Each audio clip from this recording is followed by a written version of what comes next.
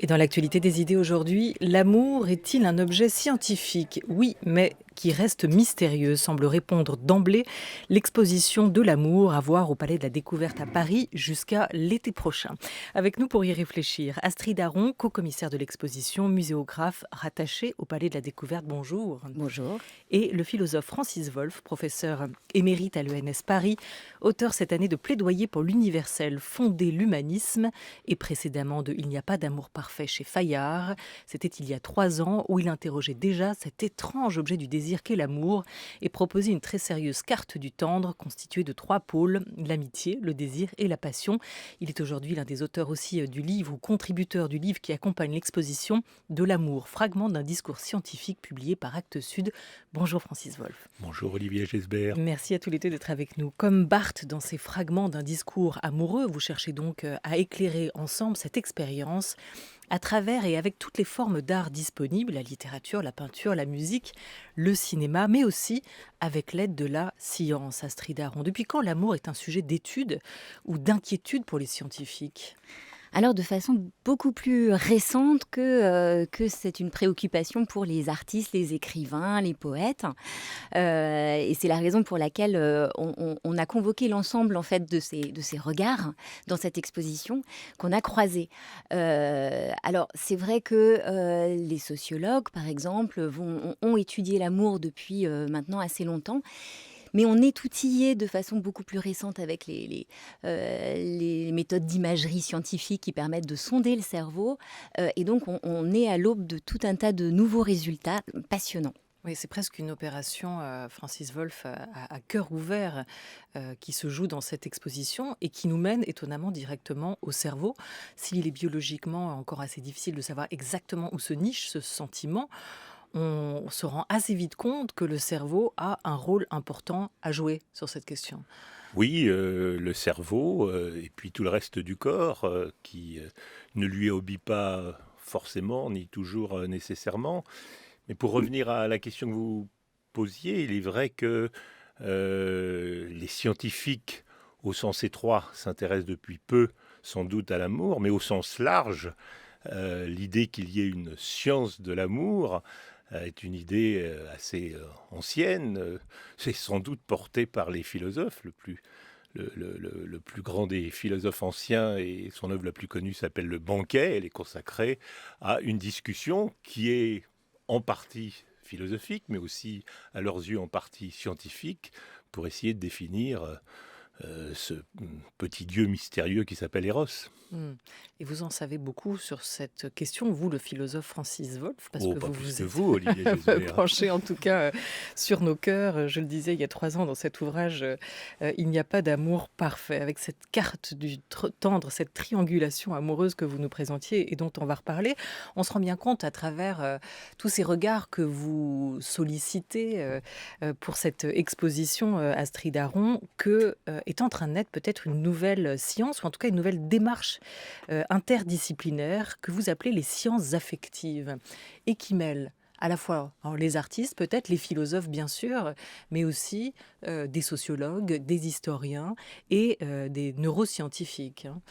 Effectivement, on a travaillé en partenariat scientifique avec le Centre interfacultaire de sciences affectives de Genève, qui a déjà cette approche de regarder un même objet scientifique par le prisme des différentes disciplines. Et on a également convoqué, enfin on a collaboré avec l'INED, l'Institut national d'études démographiques, qui avait des résultats absolument passionnants sur les rencontres et sur tout ce que fait la nouveauté de ces rencontres en ligne, qui peut-être redessigne à la marge un peu nos façons de s'aimer.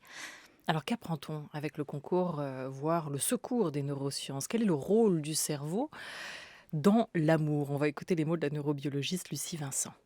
C'est quelque chose qu'on voit dans le cerveau aussi bien des amoureux que le cerveau de la mère quand elle regarde une image de son bébé, par exemple. Il y a certaines parties du cerveau qui sont mises en sommeil, mais en contrepartie, il y a d'autres parties du cerveau qui sont vraiment très excitées. Et il y a cette attraction qu'on ressent pour l'autre personne se traduit dans la suite des choses, des événements, par un emballement des systèmes de récompense qui font qu'on devient dépendant de notre partenaire. On se sent bien quand on est près de lui. Quand il n'est pas là, il nous manque énormément. Tout ça, ce sont des systèmes, les mêmes systèmes qui sont impliqués dans la prise de drogue, par exemple, ou même dans la quête de la nourriture, de la boisson, tout ce qui est la passion. Voilà, l'amour s'exprime à travers et dans le corps, mais c'est quand même peut-être dans le cerveau que tout commence. Astrid Aron. Oui, alors effectivement, ce qui est vraiment important de réaliser, c'est qu'il n'y a pas une zone qui serait dédiée à l'amour, hein. Énormément de structures cérébrales fonctionnent en réseau. Et ce qui est également intéressant, c'est qu'on va avoir des zones comme l'insula qui sont liées, effectivement, qui sont éveillées en cas de sentiments amoureux, de désirs sexuels, mais qui rentrent également en jeu dans nos relations d'attachement en général, dans nos émotions, dans l'attachement mère-enfant.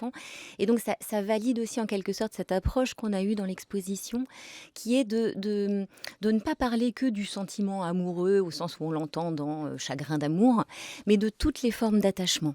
Hein, c'est-à-dire que là, on a convoqué quelque chose qui serait peut-être cher à Francis Wolff, qui est l'aide de la langue grecque, qui nous permet, avec ces 4 mots, d'avoir une subtilité, ces 4 mots grecs, une subtilité que le français n'a pas, puisque nous utilisons le même mot aimer pour parler de notre amoureux, nos amis, nos enfants, et même son amour du chocolat, pourquoi pas, alors que le grec fait la nuance. Alors, on va peut-être se référer au grec, mais aussi à votre savoir, Francis Wolff, pour tenter de définir l'amour. Et déjà, Astrid Aron l'évoquait, c'est un sentiment complexe qui a bien du mal à se résumer, à se normer, à entrer dans des schémas déjà préétablis. Vous vous demandez-vous d'ailleurs si c'est pas un tue-l'amour que de tenter de le définir, l'amour? Oui, je me pose cette question et je réponds non. Pas plus qu'il n'est... on ne tue la poésie en tentant d'éclairer ou d'éclaircir ses multiples sens. Je pense que l'exercice définitionnel n'est pas opposé au sentiment amoureux, mais vous dites c'est un sentiment, et moi je viens de reprendre le mot. Est-on sûr que c'est un sentiment ? Et si c'est un sentiment, quel sentiment ? Est-ce le souci ? Est-ce le bien-être qu'on a en présence de l'aimer ? Mais il y a des cas où l'amour se double d'un sentiment contraire. Par exemple, on ne supporte plus l'être aimé, et pourtant c'est ni avec toi ni sans toi. Donc c'est ça plutôt la difficulté de définir l'amour. C'est que des défis auxquels j'ai tenté de répondre, mais la véritable difficulté, c'est qu'il y a une infinité de façons d'aimer et des manières qui semblent contradictoires. Le jaloux veut parfois tuer l'aimé. Donc, que faire de cette extrême diversité des formes, non seulement d'attachement, qui vont en effet de l'attachement de la mère pour son bébé, ou de celui qu'on peut avoir pour le Dieu créateur dans certains cas de mysticisme. Qu'en faire ? Et est-il possible de l'enserrer dans l'étroite exigence de ce qu'est une définition ? Alors, je livre néanmoins ma solution, si je puis dire. L'amour au sens qui est plus étroit, en effet, que celui auquel est consacrée l'exposition. L'amour au sens où on parle de chagrin d'amour, ou d'histoire d'amour, ou de film d'amour, ou d'histoire d'amour. Je le définis de la façon suivante. C'est la fusion instable et dynamique. Alors, c'est en effet le début est assez prosaïque. C'est la fusion instable et dynamique entre 3 pôles ou 3 ingrédients hétérogènes que sont l'amitié, le désir et la passion. Alors pourquoi instable ? Parce que ça ne se mêle jamais parfaitement, étant donné qu'ils sont hétérogènes. Et pourquoi c'est dynamique ? Parce que ça ne cesse d'évoluer. L'amour, c'est une histoire. L'amour, c'est des histoires. L'amour, ça fait des histoires. Et ça ne cesse d'évoluer entre ces trois pôles. Et ces trois pôles sont des pôles qui sont à la limite antithétiques parce qu'ils n'ont pas la même provenance anthropologique, ils n'ont pas le même sens. L'amitié, c'est une relation. Le désir, c'est une disposition. La passion, c'est un état. Et donc, tout cela doit cohabiter dans ce qu'on appelle l'amour, mais ça cohabite d'une façon, je l'ai dit, instable. Ça veut dire que l'amour complet n'existe pas? Ça veut dire que l'amour chimiquement pur n'existe pas? Ça veut dire que l'amour chimiquement pur, on pourrait le définir comme étant au centre de ce triangle comme le point qui soit équidistant, mais il y a des amours extraordinaires, formidables, extrêmement intenses, qui ne cessent d'évoluer. C'est peut-être aussi ce qui fait la durabilité des amours, c'est qu'ils évoluent et la manière dont se mêlent ces pôles change avec le temps. Le désir peut devenir affection, tendresse, la passion peut devenir fusion, l'amitié peut devenir un sentiment qui prend le pas sur l'amour. Bref, tout est possible et vous dites chimiquement pur. Je dirais que au fond, il n'y a pas de bonne ou de mauvaise façon d'aimer. Ce qui est sûr, c'est que il y a toujours quelque chose d'instable dans ce qu'on appelle l'amour. Astrid Aron. Oui, alors quand vous parlez d'amour chimiquement pur, justement, l'un des propos de l'exposition, c'est de raconter à quel point il n'y a pas une molécule, un filtre d'amour, mais de nombreuses hormones et neurotransmetteurs qui, chacune, vont contribuer, et non pas seulement à l'amitié ou la passion ou au désir, mais à toutes nos formes d'attachement. Et donc, oui, le mythe du filtre d'amour est hors de portée et c'est peut-être encore heureux. Alors ça, on le voit notamment dans la vidéo, un cerveau qui palpite, qui nous montre que le cerveau est effectivement un véritable organe de l'amour, avec ces différents canaux qui sont présentés à l'intérieur. Il y a aussi cette bande dessinée, ce livre Ocytocine, mon amour, illustré par Arnaud Tételin, qui montre comment on a découvert le rôle, l'importance de l'ocytocine qu'évoquait à l'instant la chercheuse Lucie Vincent dans notre sensation, dans ce sentiment amoureux. Quelles sont les différentes facettes que l'on peut découvrir aussi à travers les scénettes de la galerie des attachements, Astrid Aron, puisque vous nous disiez qu'il y a de multiples sortes d'attachements. On pense notamment à cette collection de doudous que vous Oui. présentez, mise en scène par l'artiste Mathieu Lemarie. Alors, en fait, l'exposition, elle se décompose effectivement en deux parties, une galerie des attachements et une galerie des sciences. Et dans la galerie des attachements, qui est une sorte de grande introduction sur l'amour, mais au sens, et l'amour et l'attachement, au sens culturel très large, on est allé puiser dans des références parfois classiques, parfois plus contemporaines, certaines populaires, d'autres plus confidentielles. Donc là, vous faites référence à cette installation de Doudou qui relate la découverte de Winnicott sur l'objet transitionnel, qui permet à l'enfant, en tout cas dans la culture occidentale, de se séparer de sa mère. Mais on a également en fait fait référence à tous ces poètes et ces écrivains en installant notamment des dioramas qui sont, vous savez, des scénettes dans des alcôves et qui vont vous raconter, par exemple, ce qu'est la cristallisation de Stendhal et faire un petit pas de côté, par exemple, en se servant de la citation « On ne badine pas avec l'amour », la fameuse tirade de Perdiccas. Et qui est revisité là sous la forme d'un jeune Perdiccas contemporain qui chercherait à prouver son amour à une Camille d'aujourd'hui. Comment tombe-t-on amoureux, Astrid Aron, Francis Wolff, et comment arrête-t-on d'aimer ?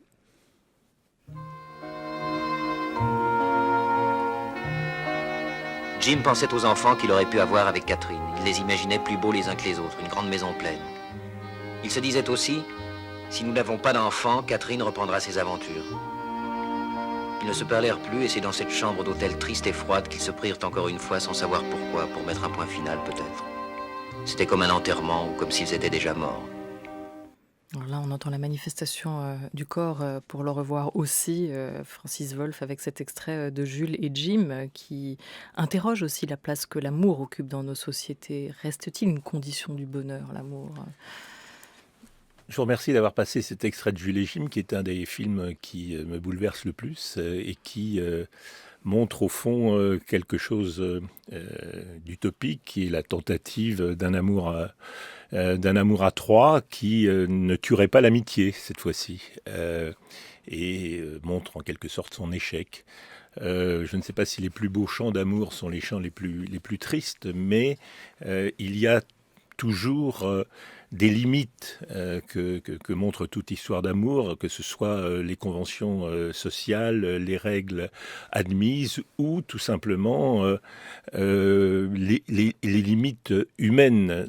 Et là, en particulier, la contradiction entre amitié et amour. Je ne sais pas ce que vous en pensez, Astrid.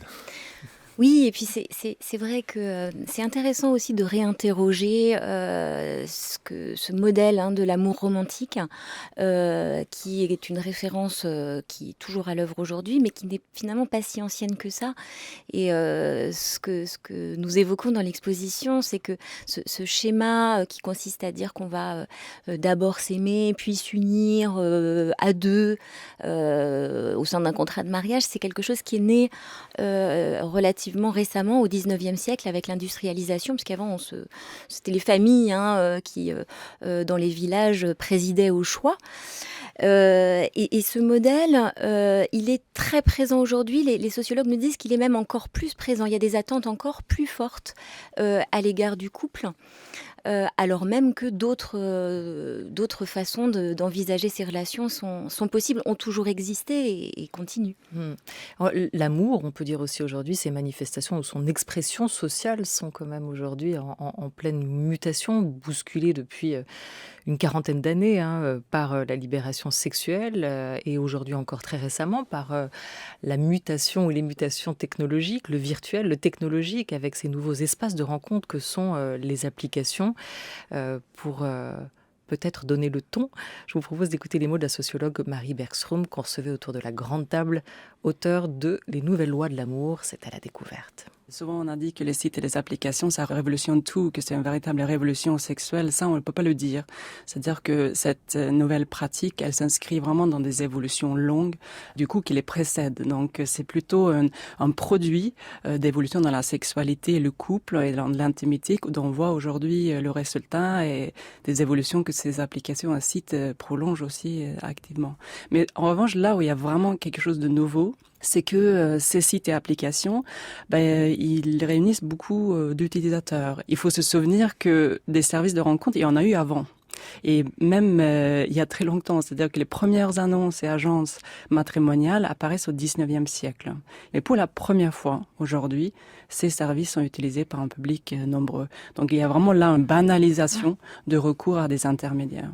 Voilà, des nouvelles pratiques qui n'ont pas été révolutionnées par le numérique, mais bousculées quand même dans cette banalisation qu'évoque Marie Bergström de ces outils.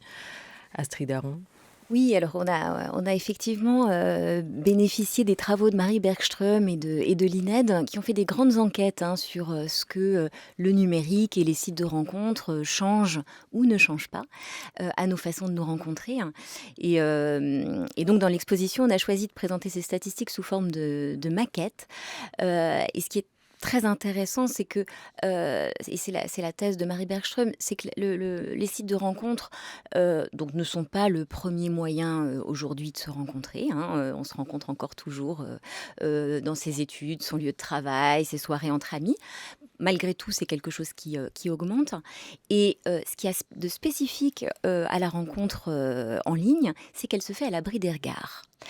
Et donc, avec cette intimité qu'on a, le fait de ne pas être sous le regard de la société, des autres, on va avoir des modifications qui sont, par exemple, dans le temps, qui est la durée avant de passer, par exemple, à l'acte sexuel. Donc tout ça, on l'a représenté sous forme de maquette artistique, de data visualisation.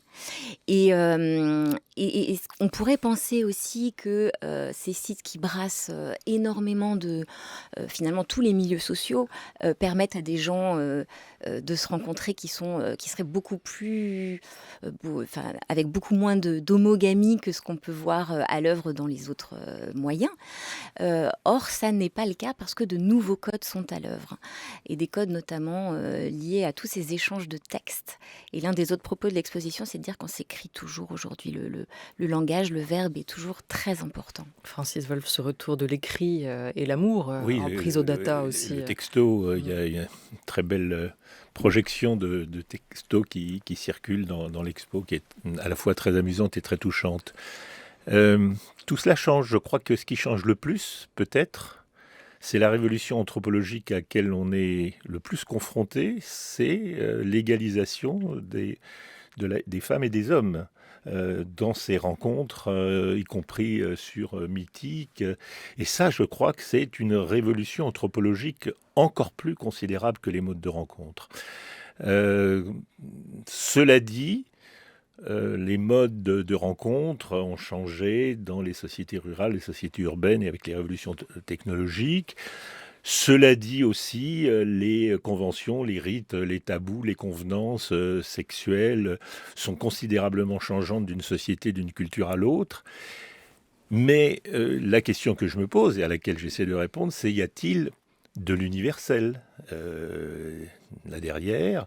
Et ce qui m'a intéressé, c'est que, en dépit de ces devoirs relativistes auxquels se livrent les historiens, comme c'est leur métier, les sociologues, comme c'est aussi leur métier, y a-t-il une musique de fond et qu'on retrouve dans un certain nombre de littératures, pas forcément au sens de l'amour romantique, mais de quelque chose qui est fondamentalement humain et qui est inchangeant en dépit des bouleversements sociaux. Quand vous regardez l'ensemble des littératures traditionnelles, indiennes, arabes, japonaises, chinoises, évidemment occidentales, vous vous rendez compte que la notion d'histoire d'amour, en dépit des conventions, en dépit des usages, en dépit des familles, en dépit des règles, a toujours existé dans toutes les cultures. Et je trouve que c'est intéressant parce que ça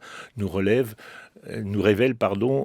aussi bien de l'être humain que de ce que j'entends par ailleurs par l'universel. Mais l'amoureux que vous êtes pourrait faire confiance à l'algorithme pour une rencontre, pour décider aussi peut-être de ses amours futurs? En ce qui concerne ma confiance, je fais plutôt confiance à mon propre triangle qu'aux algorithmes, parce que mon triangle n'enferme pas les rencontres dans une équation définie, mais permet de se promener d'un pôle à l'autre. Mais dans « Il n'y a pas d'amour parfait », votre précédent essai, vous rappeliez, Francis Wolff, que l'usage des applications de rencontres ne change pas grand-chose à la rationalité de l'amour. Qu'est-ce qu'il change alors, vraiment, précisément? Les sites de rencontres ?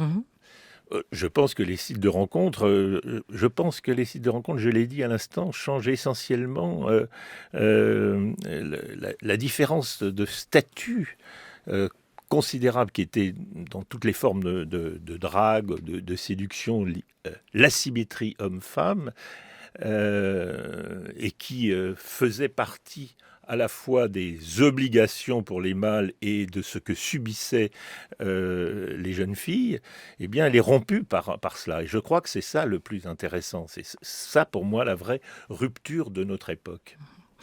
Avec nous jusqu'à 13h30, deux invités. Astrid Aron, qui est co-commissaire de l'exposition De l'amour à voir actuellement au Palais de la Découverte jusqu'à l'été prochain, et le philosophe Francis Wolff, qui contribue à l'ouvrage qui accompagne l'exposition De l'amour, fragment d'un discours scientifique, et qui vient de signer aussi chez Fayard, Plaidoyer pour l'universel, fonder l'humanisme. Vous êtes avec nous jusqu'à 13h30. France Culture, la grande table, Olivia Gesbert. Il n'y a pas d'amour, que des preuves d'amour, dit-on. Je crois que ce sont les mots du poète Pierre Reverdy. Dans cette exposition, vous abordez aussi l'échange dans l'amour. La question du don contre don appliqué à l'amour, comme l'avait peut-être formulé Marcel Mauss. Est-ce que ça s'applique de la même manière? Je vous propose, avant d'ouvrir cette discussion, d'écouter les mots du professeur de philosophie ou du philosophe, tout simplement Fabien Robertson. Ce qu'ils disent, c'est que dans la plupart des relations sociales, notamment celles de face à face, il y a l'obligation de donner, l'obligation de recevoir et l'obligation de rendre. Et dans le départ de l'essai, tout son objectif va être d'abord d'essayer de comprendre pourquoi, alors qu'apparemment le don est gratuit, eh bien en fait, celui-ci engage une sorte de dette. C'est-à-dire que quand on me donne quelque chose, finalement, je peux me sentir redevable et dans l'obligation de donner à mon tour plus tard. Et à ce moment-là, on voit que ce que recouvre le vocable don dans l'essai de Marcel Mauss, en fait, c'est une sorte d'échange. Mais attention, parce que ce n'est pas l'échange marchand, parce qu'il n'y a pas de valeur établie, il n'y a pas d'équivalence de départ, et surtout, il n'y a pas la garantie du retour. Je ne sais pas si je donne quelque chose à quelqu'un, s'il va me donner à son tour, et je ne sais pas non plus ce qu'il va me donner, et le moment où il va me donner quelque chose. Ce qui vaut pour les relations sociales, ce qui vaut pour cette idée du don contre don, formulée par Marcel Mauss et reformulée à l'instant par Fabien Robertson, vaut-il aussi pour l'amour, ce sentiment de redevabilité ou de recevabilité? Alors oui, c'est ce que nous ont dit les sociologues qu'on a rencontrés dès le début du projet, et ça nous a frappé parce que pour eux, l'amour, c'est très concret. Ce sont des pratiques, des échanges, comme vous avez dit, des dons, des contre-dons. Donc il y a échange, dette, négociation. Et ça, on a voulu le mettre en scène dans l'exposition avec un jeu de rôle. Ce qui est très intéressant, c'est que ce qui va marquer, par exemple, la mise en couple, ça va être la remise d'une confidence, la mise en danger. Et donc, on propose aux visiteurs d'endosser un rôle qui va être de chercher l'amour de sa vie ou un amour de vacances ou d'un soir. Et en fonction de ce rôle, de donner ou pas certaines choses qui vont être un compliment, alors pas nécessairement marchand, vous l'avez compris, un compliment, inviter à boire un verre, donner les clés de chez soi, présenter ses amis, passer du temps. Et on voit bien qu'en fonction de ce qu'on attend, on ne va pas donner la même chose, mais au sein d'une même attente, il peut y avoir des variations qui sont justement à la base de difficultés et de disputes au sein des couples. Francis Wolff. Alors je crois que la question du don et du contre-don pose la question de la réciprocité de l'amour. Une des grandes raisons de l'instabilité de l'amour, c'est qu'au contraire de l'amitié, qui est par définition une relation réciproque, je ne peux pas être l'ami de quelqu'un qui ne serait pas mon ami, même sur Facebook, ça marche comme ça. En revanche, je peux aimer quelqu'un qui ne m'aime pas, et c'est même le thème privilégié des farces comme des tragédies. Par conséquent, c'est précisément parce que l'amour, en tout cas dans le sens que nous prenons en ce moment, plus étroit, l'amour est essentiellement une relation qui n'est pas donnée comme réciproque, qu'elle cherche toujours à le devenir.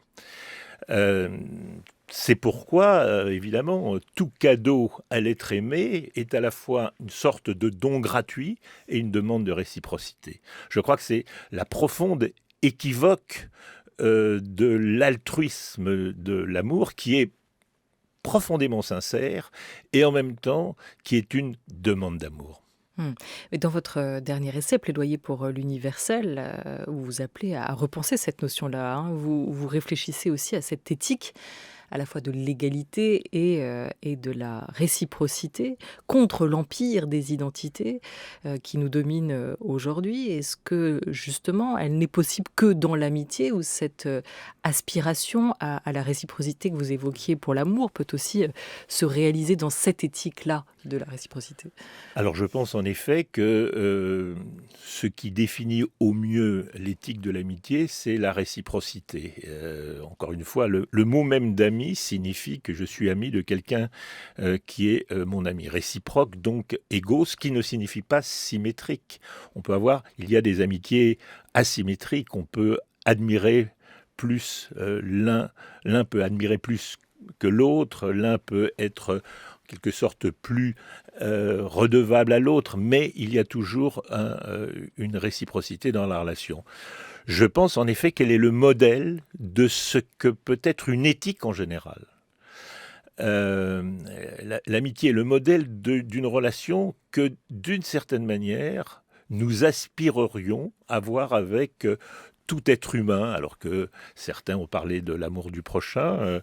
Je pense que le mot amour ici n'est pas convenable, précisément pour les raisons qu'on a dites, c'est qu'il n'est pas une relation réciproque, qui ne se commande pas. En revanche, du point de vue éthique, l'idée qu'il y ait une réciprocité, ne serait-ce que dans la parole, parce que ce qui nous fait humains, c'est le fait que nous sommes des êtres de parole, mais pas des êtres de parole au sens où nous pouvons nous exprimer, où nous pouvons communiquer. Ça, c'est une chose qui est courante chez beaucoup d'espèces animales sociales, mais le fait que nous pouvons nous dire oui ou non, et donc dialoguer. Et cette capacité de dialogue qui, par définition réciproque, est une capacité que nous partageons entre tous les êtres humains en dépit de nos langues différentes et qui est la base d'une éthique de l'humanité en général que l'on trouve, si je puis dire, en minuscule, de façon atomique, dans la relation amicale. L'amour, c'est quand même un sujet d'attention universel qui se partage absolument partout. Énigmatique, fragile, moteur de vie. Est-ce que cette exposition est aussi un plaidoyer pour l'universel amoureux, Astrid Aron? Mais oui, parce que on y découvre combien notre espèce, l'espèce humaine, a besoin d'amour et d'attachement. Et l'attachement, c'est même un besoin vital. On va par exemple traiter de l'empathie, et dans l'exposition, vous pouvez vous livrer à un jeu auquel, qui va vous révéler, non pas si vous êtes empathique ou pas, mais quelle empathique vous êtes, parce qu'en réalité, nous le sommes tous, de façon un petit peu différente, mais nous le sommes tous. Et on revient aussi sur ce côté attachement, qui est un lien vital, et dont, on relate là la théorie des psychologues, qui s'appelle la théorie de l'attachement, et qui rend compte de cet instinct qu'a le nourrisson en naissant, d'attirer l'attention des gens qui s'occupent de lui, pour obtenir ce réconfort, et que, en fait, ce système qui va se mettre en place entre le nourrisson et l'adulte va ensuite perdurer, être reproduit avec ses propres enfants, influencer éventuellement également les relations amoureuses. Donc on est là dans quelque chose de très universel, qui dépasse vraiment une culture particulière. Voilà, ça fait une demi-heure qu'on est réunis, on aura parlé d'amour, mais on aura très peu parlé des corps finalement et de sexualité. À regret, Francis Wolff. Vous nous réinviterez, on parlera de ça. Pour ce deuxième volet. Merci beaucoup à tous les deux d'avoir été avec nous pour évoquer cette exposition à voir donc au Palais de la Découverte de l'amour. C'est avec une exposition co-dirigée, co-commissaire. Comment dit-on? Il n'y a pas de verbe aussi pour ça. Il faudrait l'inventer. Nous sommes deux commissaires. Par vous, Astrid Aron. Merci beaucoup. Et Francis Wolff, je rappelle le titre donc de ce nouvel essai sorti à la rentrée, Plaidoyer pour l'universel, c'est chez Fayard. Un grand merci à toute l'équipe de la Grande Table, à Maya Neskovic qui a programmé cette Grande Table des idées avec l'aide précieuse de Laura Dutèche-Pérez qui l'a préparée, à Oriane Delacroix pour la Grande Table Culture avec l'aide de Sophie Catherine Gallet et toujours François Bréus et Sophie Marty qui nous aident précieusement tout au long de cette semaine encore. À la réalisation aujourd'hui, c'était Gilles Blanchard avec Jean-Frédéric. Très bel après-midi à tous sur France Culture et puis très bon week-end. On se retrouve lundi pour une nouvelle semaine.